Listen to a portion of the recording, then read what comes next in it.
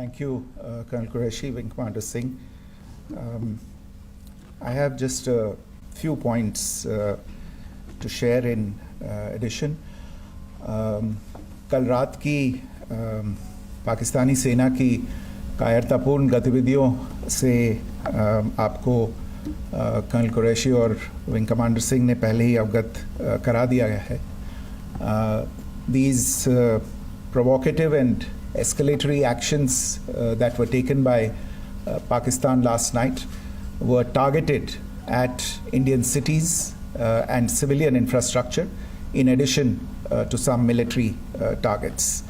The Indian armed forces responded proportionately, adequately and responsibly. ये जो हमले हुए कल रात को भारतीय सैन्य इकाइयों ने पर्याप्त रूप से और एक जिम्मेदाराना रुख अपनाते हुए इन हरकतों का उत्तर दिया. What I want to underline is that the official and blatantly farcical denial of these attacks that Pakistan carried out by the Pakistani state machinery is yet another example of their duplicity and the new depths that they are plumbing in their quest for disinformation. The other point in the same vein is Pakistani claims that they did not target or attack any religious places. You would recall that yesterday I shared with you an incident related to the attack on a Gurdwara in Punch. Instead of owning up to these attacks, Pakistan made the preposterous and outrageous claim that it was the Indian Armed Forces and the Indian Air Force that was targeting cities like Amritsar and trying to put the blame on Pakistan.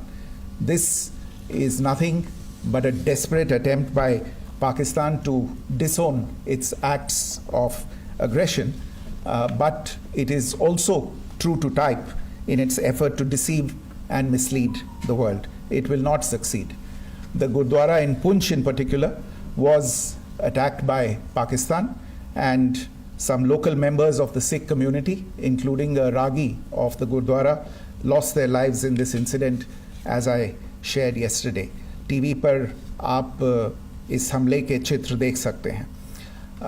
In addition, that we would attack our own cities is the kind of deranged fantasy that only the Pakistani state can come up with. Perhaps they do it because they are well versed in such action as their history would show. The last point I wanted to make this evening is again this disinformation that is coming from Pakistan about India targeting the Nankana Sahib Gurdwara through a drone attack.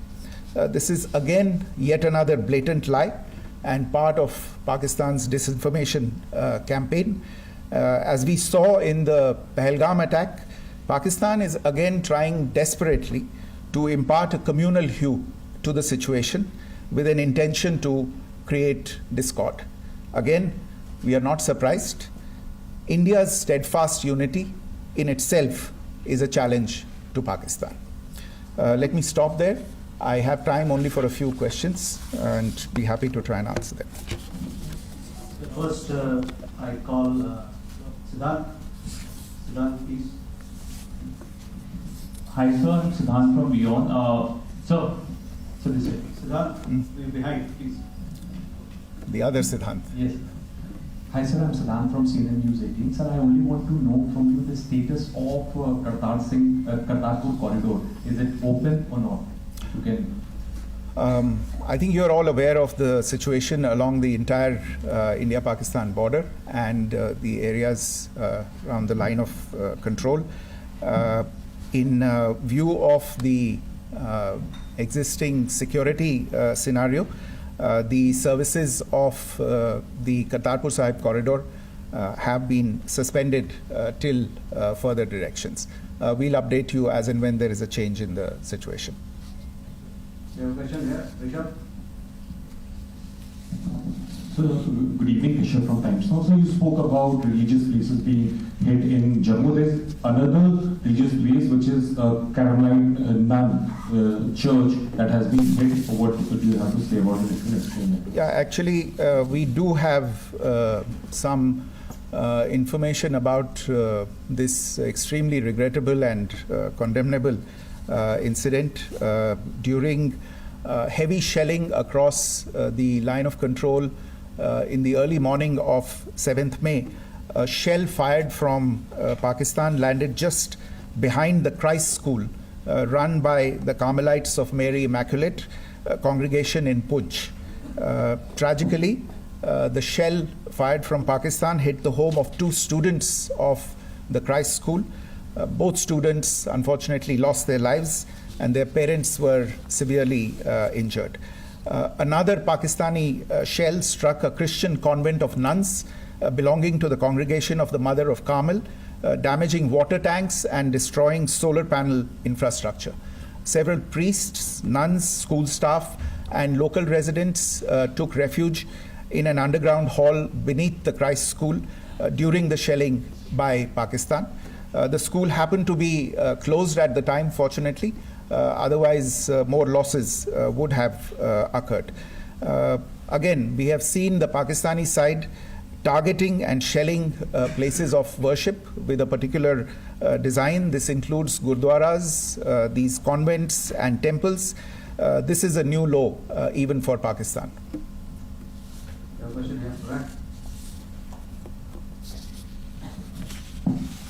Sir Pranay Upadhyay अमर जहाज से sir कल आपने इसी podium से पाकिस्तान के IMF bailout को लेकर और इंडस वाटर ट्रीटी को लेकर जो टिप्पणी की थी उसकी पाकिस्तान में काफी तीखी प्रतिक्रिया भी आई और उसके बाद हमने देखा कि पाकिस्तान की तरफ से किस तरीके से लेह से लेकर भुज तक पूरी बॉर्डर के ऊपर जो इन्वेजन था वो किया गया।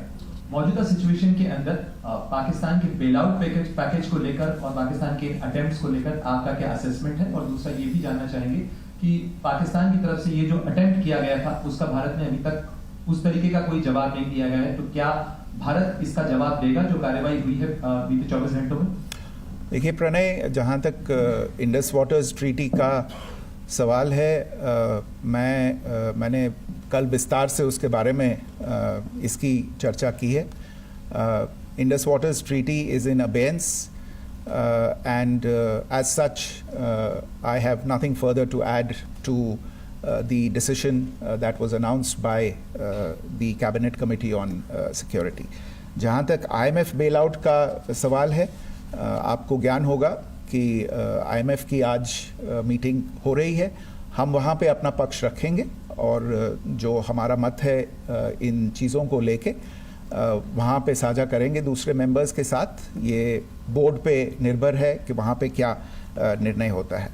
और जहाँ तक जो कार्रवाई हुई है उसका जवाब देने का जो आपने जो प्रश्न उठाया है, जो आज ब्रीफिंग हुई है, जो आपको सूचना मिली है, मैंने भी कहा है कि जो आज सवेरे तड़के सवेरे जो गतिविधियाँ हुई, भारत ने उनका एक जिम्मेदाराना पूर्ण तरीके से और एक पर्याप्त तरीके से उसका जवाब दे दिया है. सिद्धांत. Hi sir, Siddhant from Beyond. Sir, the External Affairs Minister has spoken to many of his counterparts around the world. Yesterday he spoke to the US Secretary of State Marco Rubio. So what were the key areas of conversations during that call?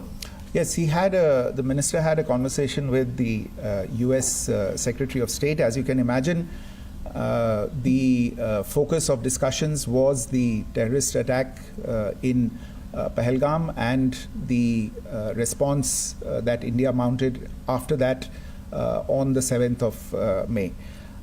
The Secretary of State shared his thoughts on these developments with the minister. The minister deeply appreciated the US's commitment to work with India in the fight against terrorism, and he also underlined the targeted measures that India had taken in connection with Op Sindoor. The minister also underlined that India would firmly counter any attempts at escalation from there. But in follow-up to that, as you are aware, there have been a number of other conversations. The minister had a conversation with the UK Foreign Secretary, David Lammy, today. There too, the discussion centered around countering terrorism, for which there must be zero tolerance. And I understand just a short while ago, the External Affairs Minister has also spoken to the Foreign Minister of Norway, Espen Barth Eide, which was also focused on recent developments stemming from the terrorist act in Pahalgam. One last question, Sudhi.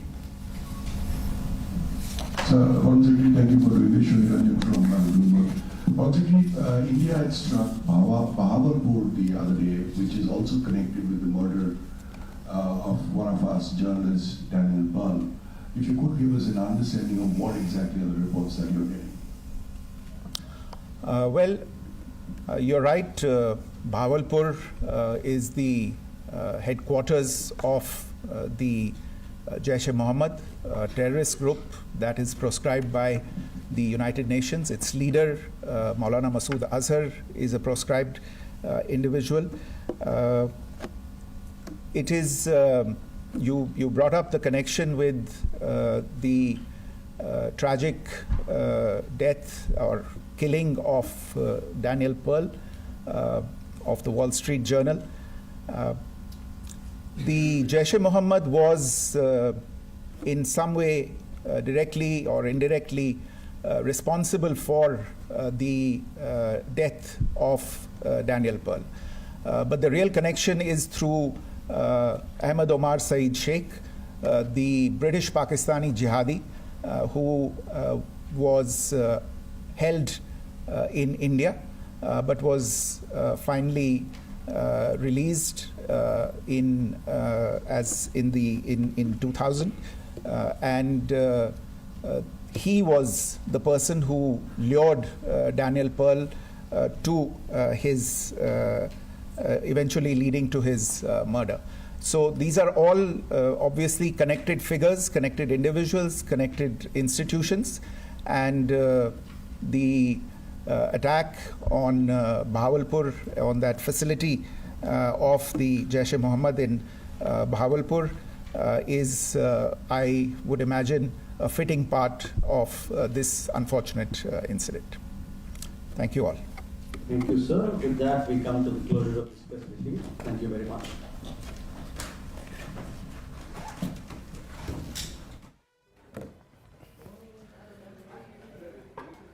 तो देखिए, minister of external affairs की जो ये press conference हुई उसमें काफी हद तक बताया गया कि पाकिस्तान किस तरीके से झूठ पर झूठ बोल रहा है। पुंछ गुरुद्वारे को लेकर उसने झूठ बोला। इसके अलावा सिंधु जल समझौते को लेकर भारत की स्थिति अभी भी पूरे तरीके से स्पष्ट है, वो अभी भारत की तरफ से सस्पेंड है।